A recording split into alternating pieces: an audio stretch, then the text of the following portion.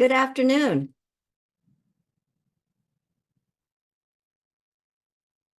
Good afternoon. I'm Donna Butts. I'm the Executive Director of Generations United, proud home of the National Center of Grandfamilies and our National Technical Assistance Center, the Grandfamilies and Kinship Support Network. I'm thrilled to welcome you to the release of the Kinship Unity Action Agenda to support families where grandparents, other relatives, and close family friends step up to raise children whose parents can't. We're honored to be co-hosting the event with the American Bar Association Center on Children and the Law and Think of Us. As we extend, and we also want to extend a very special thank you to the Annie E. Casey Foundation, whose generous support made this work possible. If you're into social media and sharing highlights today, please use hashtag Kinship Unity Action Agenda, and be sure to follow Generations United on LinkedIn. The collaborative Kinship Action Agenda is an embodiment of the vision and commitment of Generations United, where we believe collective input and intergenerational approaches are essential to effective change because we are stronger together. For many years, we have intentionally kept the voices of grandfamilies at the center of our work. One of the voices that always resonated with me was Chad Dingle, who said, "Most people go to grandma's house to get spoiled, but for me, it was the only safe place I had. Getting to live with grandma was like going to grandma's house all the time. I had more love there than anywhere else in my life." Today, you'll hear more from young people like Chad and caregivers from grandfamilies. The new action agenda is designed to uplift the voices of lived experience, to call out systemic flaws, to map out priority areas of common ground and difference, strengthen and forge relationships across diverse groups, and celebrate successes we and our partners have made over the more than 25 years we've been working together on these important issues. The agenda is rooted in work that began in 1998 when Generations United first convened leaders in children, youth, and aging groups to develop a common agenda we could advance together, that we could work on as a team. Along with key partners, we've continued to convene every several years to celebrate and build on successes and chart a new path forward to help grandfamilies. And we have made progress, and we have progress to celebrate. From the inclusion of grandfamilies in the Older Americans Act's National Family Caregiver Support Program, to ensuring kin are prioritized and supported in the Fostering Connections Act and the Family First Act. But this moment is unique. We've come together to do this work at a critical time. It builds on the commitment and strategy to support kinship families recently outlined by the report from the Federal Supporting Grandparents Raising Grandchildren Council created by Congress. And it's being released as the Children's Bureau has established a groundbreaking rule that allows different licensing standards to kin.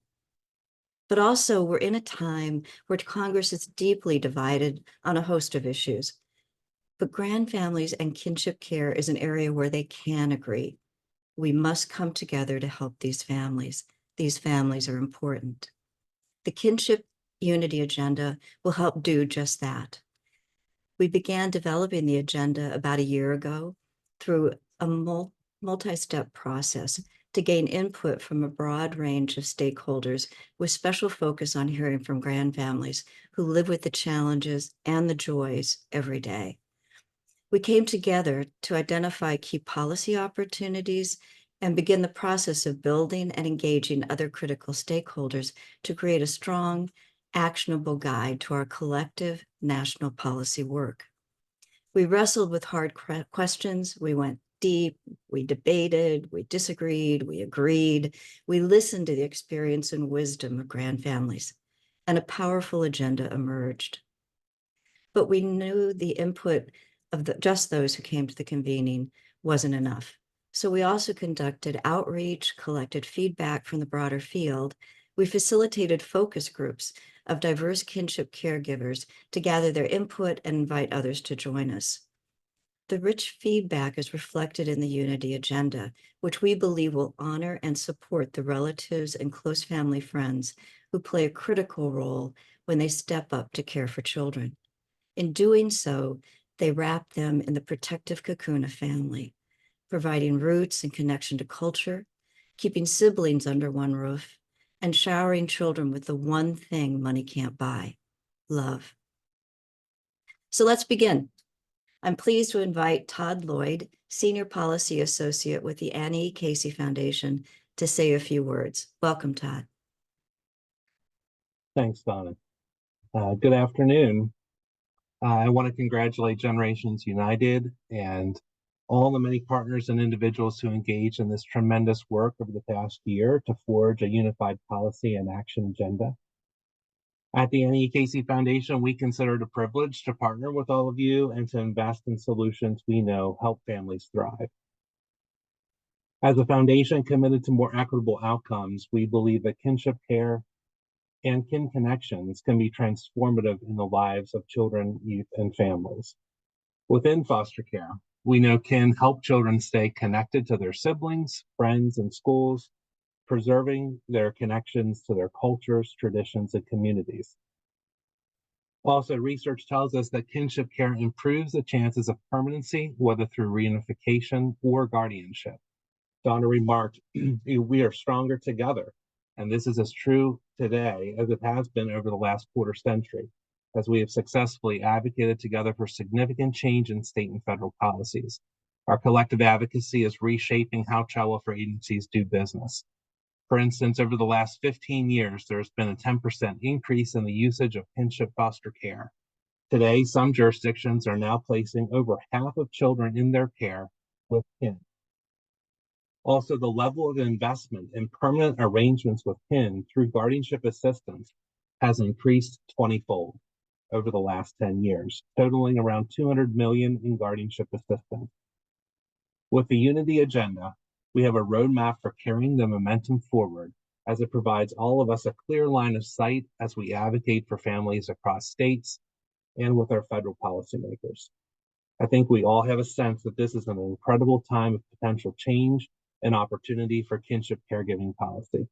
The timing of the release of this action agenda couldn't be better. Thank you again for joining together today and for the work you will commit moving forward.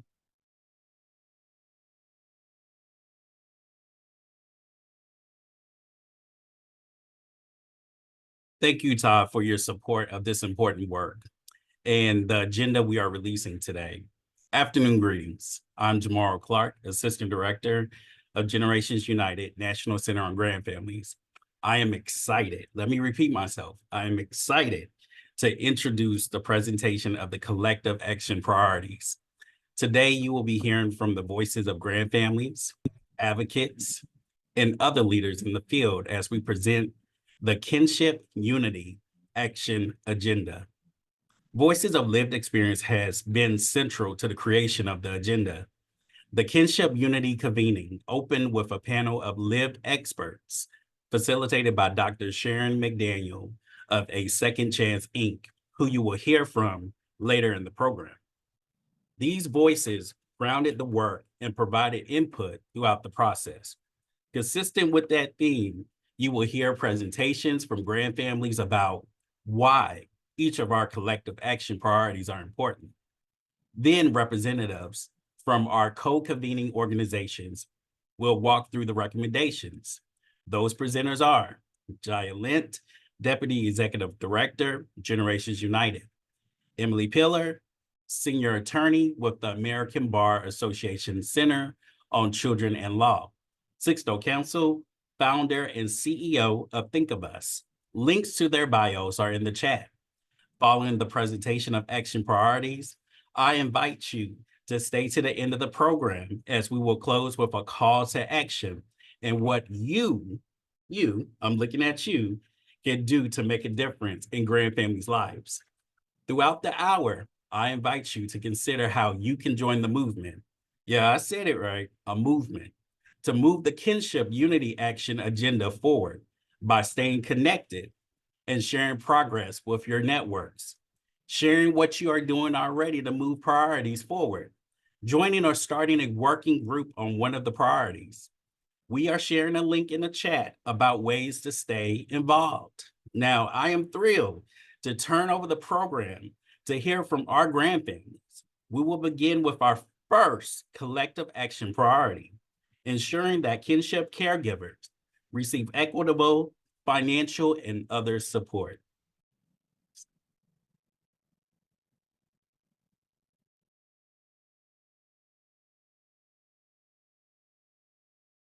First of all, it's just a basic human need, right? And I think that making sure that everyone has equitable financial resources is what helps people to thrive in their communities, within their families.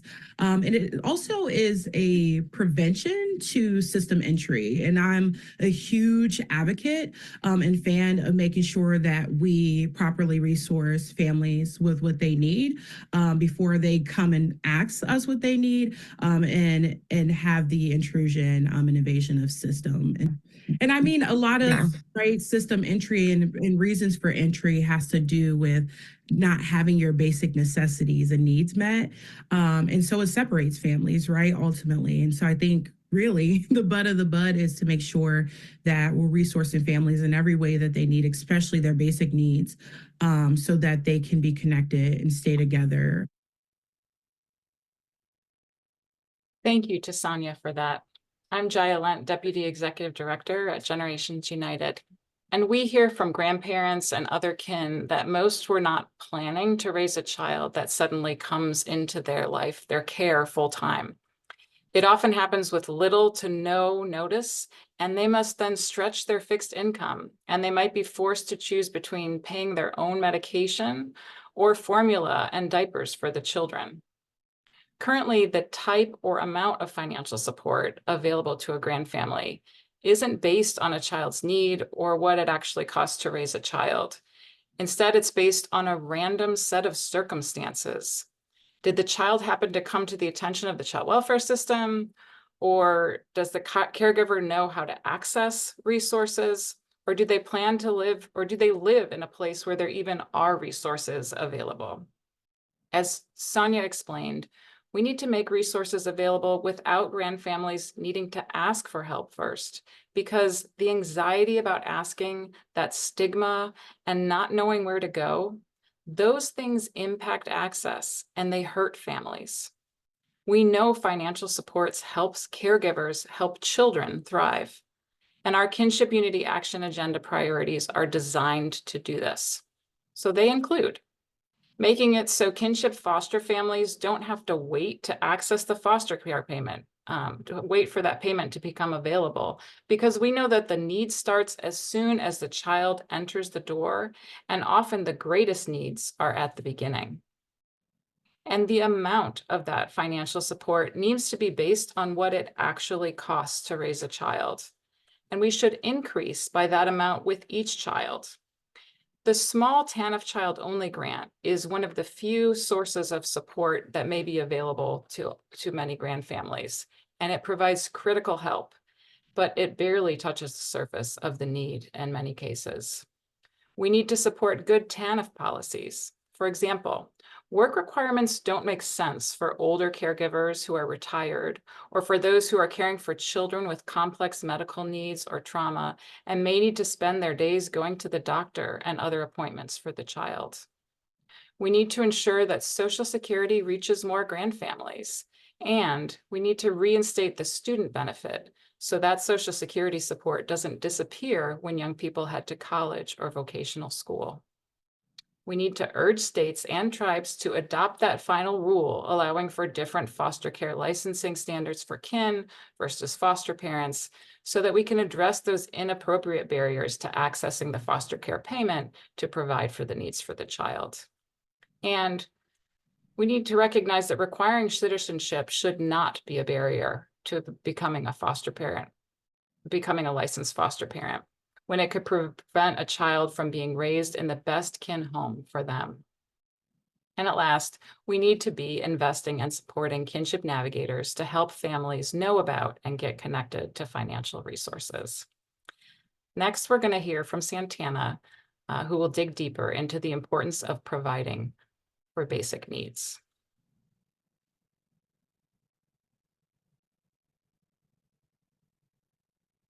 From my personal experience, when I was fostering and adopting my 3 cousins, it was really hard. And they were actually in the foster care system. And it was all of these supports that was supposed to be entitled to us, that we were supposed to have access to, that either we had to fight really hard to get access to it, or the access wasn't available. And it was really hard and challenging at the time, because with me having my own kids, a lot of some of the needs that my cousins that I was fostering at the time needed had to come from my personal resources. So I think that these type of programs, to take this initiative to be really intentional about making sure that the families having the supports that they need, would not only help us, the families that's currently doing it, but it will also encourage families to want to be more supportive to other relatives in a times of hardship.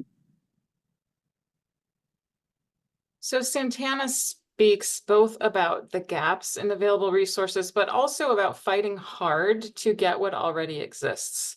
And research shows that children, of course, do best with kin. We know that. And when they get the support for those families, when they get the support they need, it leads to even better outcomes. Yet we still struggle with the false perception that somehow if a caregiver is related to the child, and if they love the child enough, that should somehow make food magically appear on the table or make the rent get paid.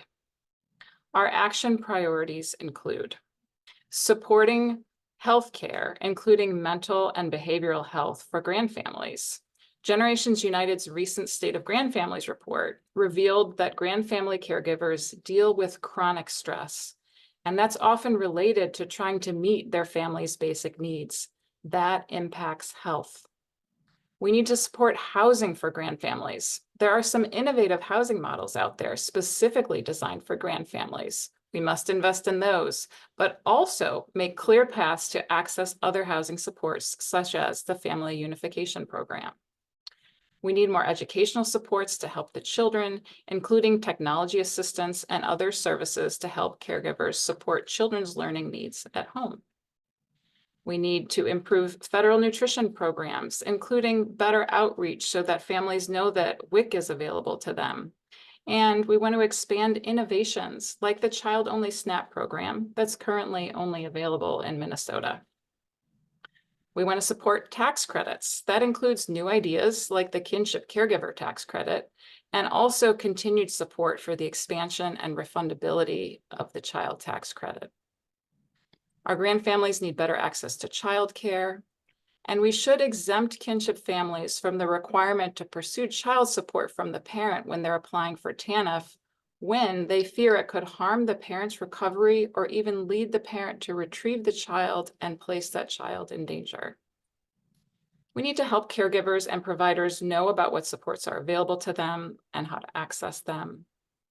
And finally, we need to help systems collaborate and coordinate. This is much of the important work that's being done by the Grandfamilies and Kinship Support Network, our National Technical Assistance Center, and we must continue to invest in that work.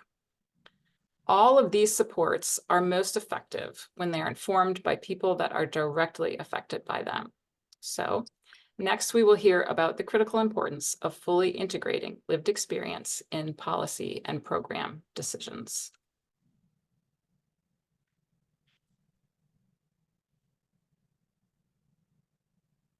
It's not only important, it's imperative, because those of us who have the lived experience are the ones who have to bear the burden of the shortcomings of policy. We have to bear the weight of the intended or sometimes neglected actions that harm us. And so the incorporation of lived experience gives those of us who have experienced the system the way we have the ability to ensure our next generations those who come after us don't have the same struggles that we do. Because at the end of the day, we understand how policy is implemented on the ground level, and we're the ones that have to bear that weight and burden. And so the solutions need to come from those impacted. Those are powerful words from Autumn. Those with lived experience have to bear the burden of the shortcomings of policy. When we don't listen, we cause harm. We know that engaging with lived expertise is shown to be effective. Those fellow grandfamilies who have been through it can break through the trust barriers. So a grandmother who may be leery of reaching out to a child welfare worker for help will reveal to a fellow grandmother that she doesn't have enough money to get dinner on the table tonight. Our collective action priorities urge us to engage lived experience by changing hiring practices to better weigh lived expertise. We need to pay lived experts for their time and input. You know, we are seeing growing requests from the federal and local governments for lived expertise to inform policy and practice.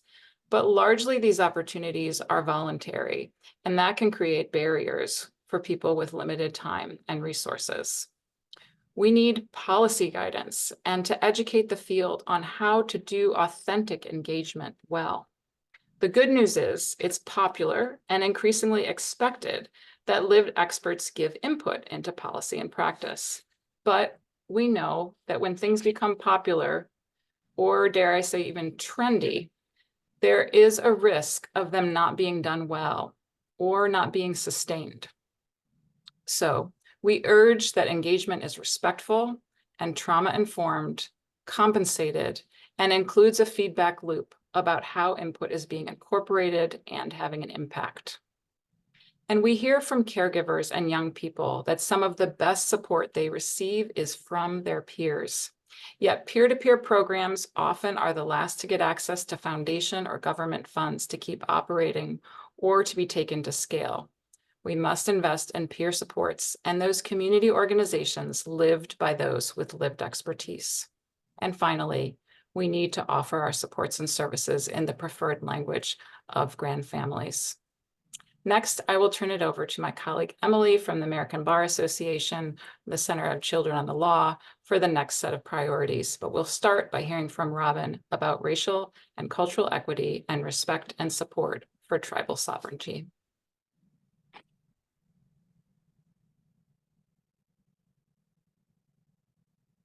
I think culturally appropriate and culturally relative services are important for families who find themselves in this situation, not only the caregivers, but mom and dad. But when you're expected to go get a psych eval or do some drug screening or get some counseling or parenting or take parenting classes, you're a lot more successful if classes are relevant to you, and the people who are giving those classes or services to you have the same background, and they may understand your historical trauma better if you have any. To be federally recognized, we have to have a language. We have to be able to show that we are different from others, that we have ceremonies, that we have beliefs that are different to others, and that make us who we are. And we cannot do that if all of our children have been adopted out of our tribes, or if they're not raised in our tribes, then they don't know those ceremonies and they don't know things in the community. We need them with us. Great. This priority, ensuring racial and cultural equity and respect and supporting tribal sovereignty, is another crucial priority. We know that African American, American Indian, and Alaska Native children are more likely to live in kinship families. We also know that kinship care reflects the cultural values and long traditions of many communities of colors. And Robin speaks to the importance of maintaining and accessing that cultural history. Therefore, the Kinship Unity Agenda is looking to support policy that recognizes and builds on strong cultural traditions of kin and extended family, advocate for funding for community-based, trauma-informed, and culturally sensitive services and supports, building on what Robin mentioned, keeping children in their communities. And when thinking about stakeholders in and outside of the child welfare system, require cultural awareness and race equity trainings, incorporating members of the various communities as trainers themselves. States should redefine maltreatment and take into account the overrepresentation of racial and ethnic minorities among the impoverished. Require states to revise living standards when they're assessing a home and take into account income, cost of livings, and the family's real life circumstances when doing that assessment. Robin also mentioned this. We need to ensure services for kinship families are available in their language spoken by the caregivers and the youth in their care. Finally, we need to advocate to provide federal funds directly to tribes to provide culturally sensitive supports to kin without requiring that they meet strict evidence-based standards that don't account for cultural differences, and work with tribal leadership to ensure effective implementation of that supportive programming. Next, we're going to hear from Meg about ensuring the child welfare system respects and supports kinship families.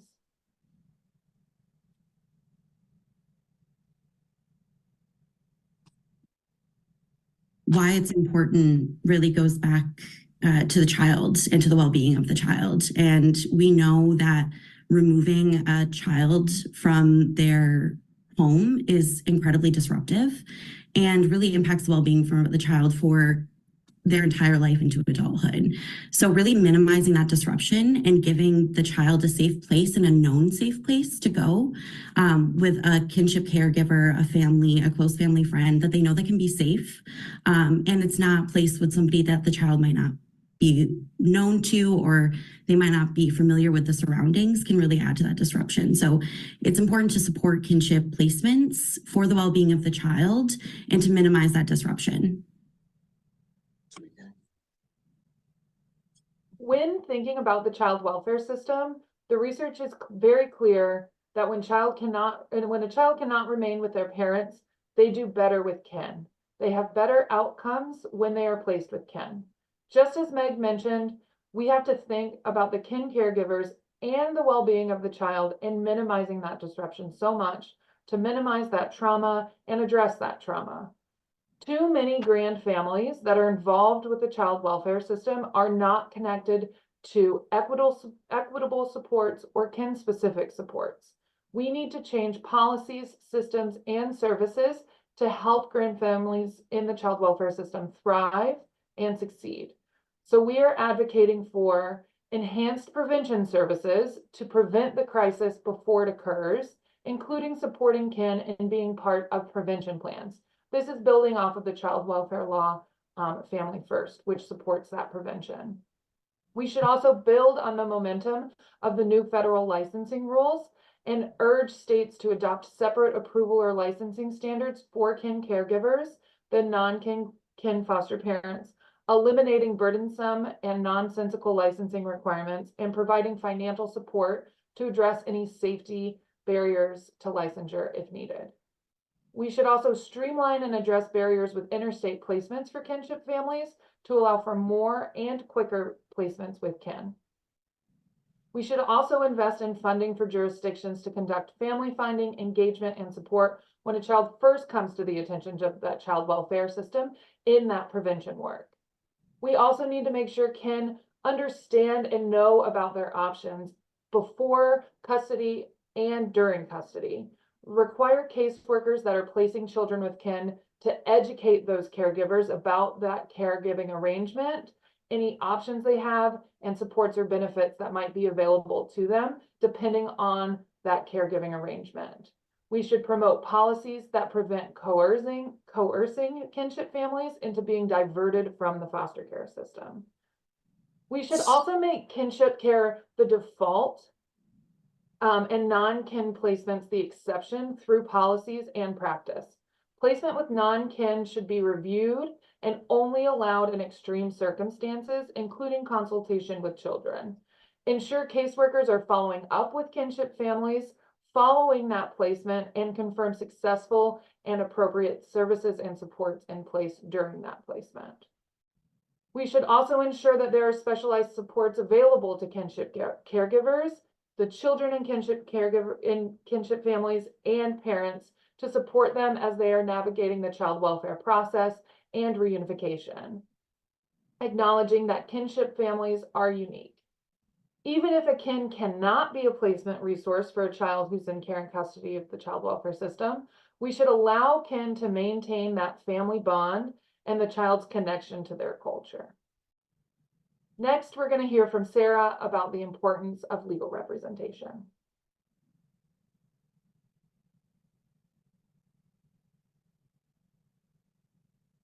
I think it's important because, number one, law is complicated.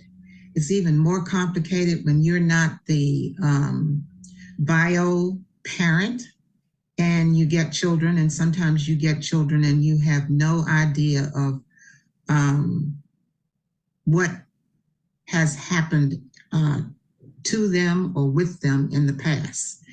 It is extremely costly to get legal help. And I know that because we hired an attorney, and it was quite expensive. I ended up having to go into my 401k in order to pay for these services. If you have little income, and you don't have the knowledge that you need in order to, gather certain information that you need to carry you forward, there's no way you can do it. You can't do it. Legal relationships can be crucial for kin caregivers, and they aren't automatic. As Sarah said, the legal system is so complicated and so confusing, and as an attorney, I can attest to that. We know, though, that high-quality legal representation for kin caregivers can lead to higher placement with kin and is critical to securing legal custody, guardianship, and adoption. These legal relationships are important for things like healthcare consent, enrollment in school, things that might be necessary for the kin caregiver to provide that care for the child. Because that legal representation can be difficult to obtain, and as Sarah mentioned, it's expensive, we need to advocate for equitable access to affordable legal fees and services, including advocating for providing new federal, state, and local funding for free and low-cost legal representation for all families, including kinship caregivers outside of the child welfare system. We should also require that kinship caregivers receive free legal representation if they are in the child welfare system as a condition of federal funding. We should ensure that kin caregivers are educated on when they might need to create that legal relationship and need legal representation, or others in their family might need that legal representation. We should also provide funding to develop and incentivize training for the legal system, which includes attorneys and judges, to help them better understand grandfamilies in general and their role in the court process to ensure quality representation. And those trainings should incorporate kinship families' lived experience. Okay, and now after the next video, Sixto Cancel is going to discuss supporting effective strategies to change the public narrative on kinship care.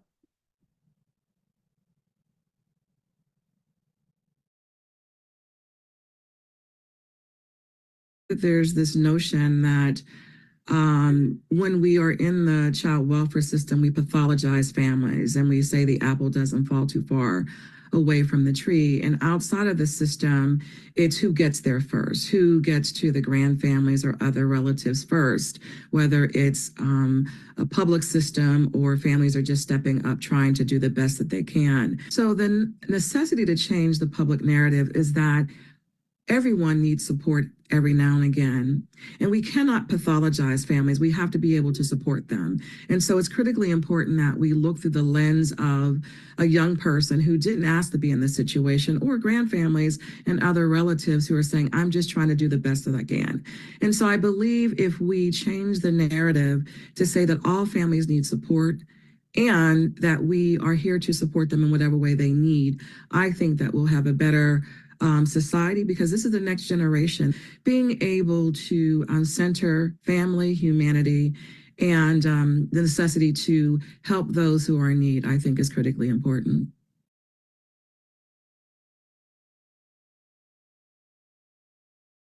All right, good afternoon, everyone. As I think about where we're at, especially with the public narrative, there has been immense progress, right? From the decades of research to decades of organizing, and I feel just so honored to be a part of contributing to this.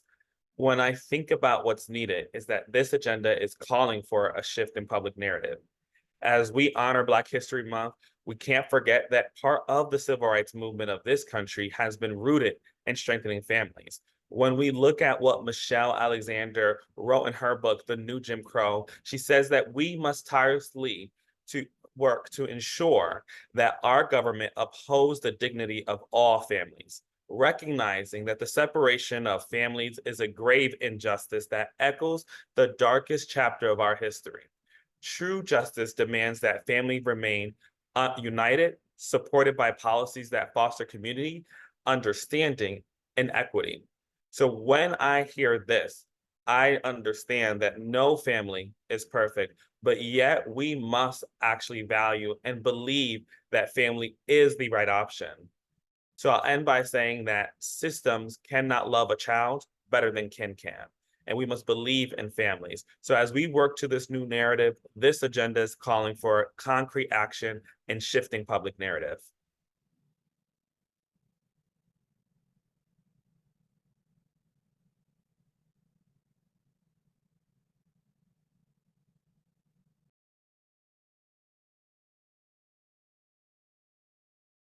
Oftentimes, kinship families are assumed they have the same problems as other foster families, and I think the dynamic is completely different. So I think there needs to be a different approach to working with kinship families.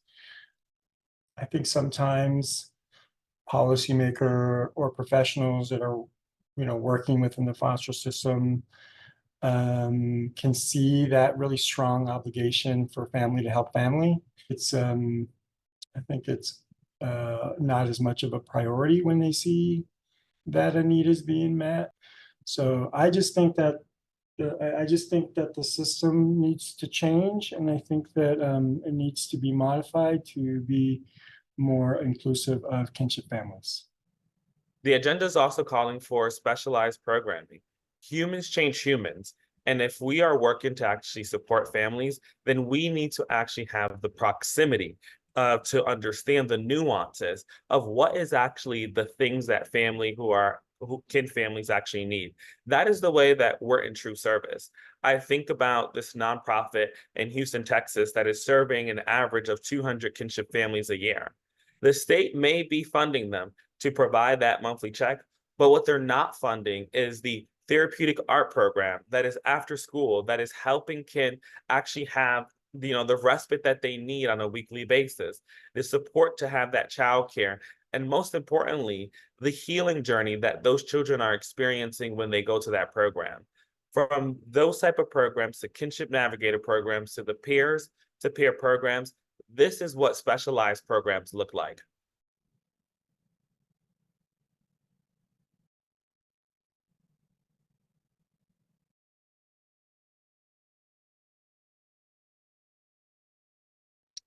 Well, we know the system is archaic. The system has been around since, I think at least the 1950s. And definitely the people that created those things in place, those policies that are in place, they were probably not individuals that actually lived that system or would have to live that system. And so I think it's really important that we have these types of changes that we involve people with lived experience like myself, like other caregivers, other people with lived experience, so that we can share the insight into what's not equitable, what's not working. What I've found in my discussions with legislators, as an example, is there's no data. We need to get more research. We need to get more data. And then that's how we get the solutions to so many of the problems that are out there. This program also calls for more research. What we know is that we do not have enough data on the problem. And when we do not have enough data on the problem, it means that that problem is invisible. So if we're here to actually see families, then we have to have the data to understand, the data to act, the data of evidence to say, here's what actually is working. So for me, the lack of research, the lack of data means that we do not have enough proximity yet.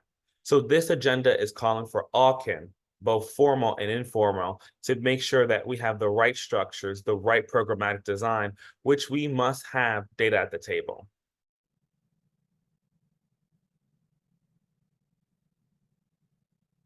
There's a crisis. It's a crisis that's not been addressed. Again, I think that's why we need data. We need research to bring this, to have it bubble up to the forefront so that we can do something more about this. I think that people are being impacted regardless if they're actually a kinship family or not. I think they should join the movement because there is more in numbers when we get together and we compare what things are in different states. I believe that together we can get more services for kinship caregivers. This is important both for momentum in order to have that innovation and have that change at the system level and also on the national, really bringing that focus and that perspective of kinship families. I mean, if we value families and we value children and young people, I think that they should be a part of it. I mean, it's not just a policy agenda, it's a human agenda. Because in some form or another, the importance of kin and the importance of that connection with broader kin, not just nuclear kin, impacts everyone. Everyone has that family member that they go to for advice. And for some of us, that connection's a little deeper because that is who raised us. That is who became our safety net. I'm here today as a testament to what kin and culture bring to the future of our youth. And I want to ensure that everyone works on allowing the next generation to also have that connection. I feel like any family is a one devastation away from having to take in a family member. We cannot predict what will happen in the future, and we cannot say that all of our family members is going to always be okay. So joining this movement is a way to set up for if anything was to happen in your own family, you already have effective support surrounding you to be supported to be able to take in your loved ones. Having a unified agenda for caregivers can only be positive, right? Because we're all really working for the same thing, and that's the good of the children. So these families need everything that we can give them in order to support these children, because they deserve the best, and they are going to be taking care of us in the future and running this country. And we want them to have every advantage that they can have.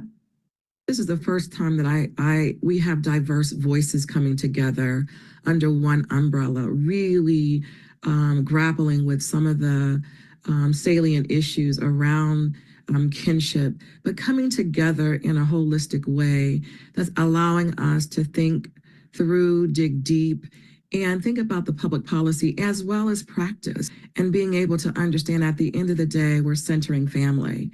And I think it's been beautiful to see how we interrogate the thoughts and how we question and we probe. It's just been remarkable to see. And I think having others join in that is going to be pretty incredible for this nation. What an amazing and complex webinar and program. I am so grateful to everyone who took the time to record their videos. Not all of them played as we'd hoped that they would. And so those will be available on our website.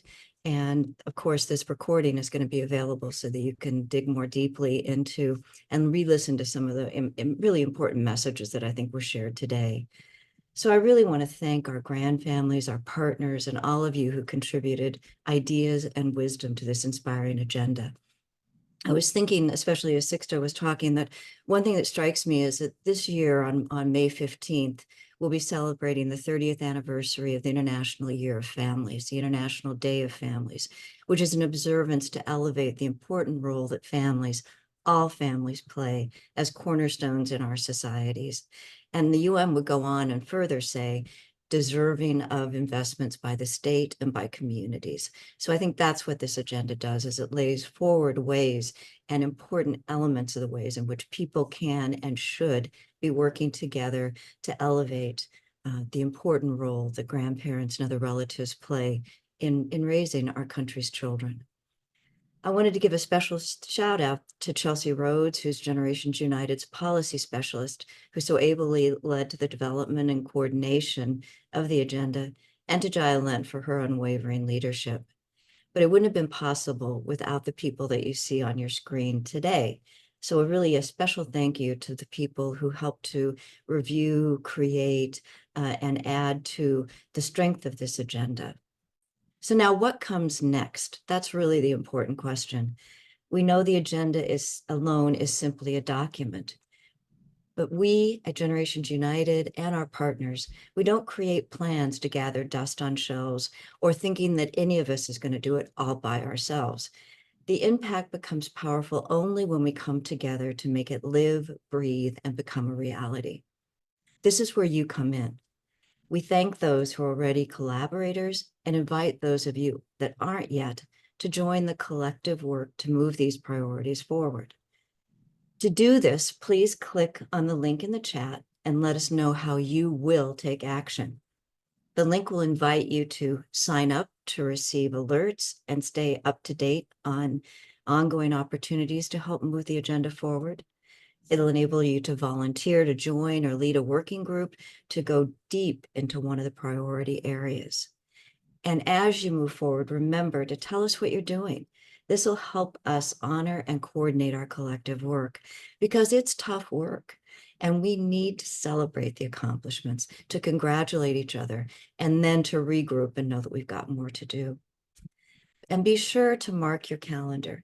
Each year, we'll invite you to join us again so we can provide an update on the progress we've made, our partners have made, and that you've made, as well as make plans for going forward, because nothing's stagnant, things change, and we need to be able to keep this as a living document so that we can move together in our fight to support grandfamilies, really, honestly, together. As someone once said, as an individual, you can plant seeds. As partners, you can plant a garden. We worked with many of you to design this garden. Now let's plant it, water it, and nurture it together. Thank you for your time today. We look forward to staying in touch. We're grateful for what you do, and we're even more grateful for what you will do. Thank you.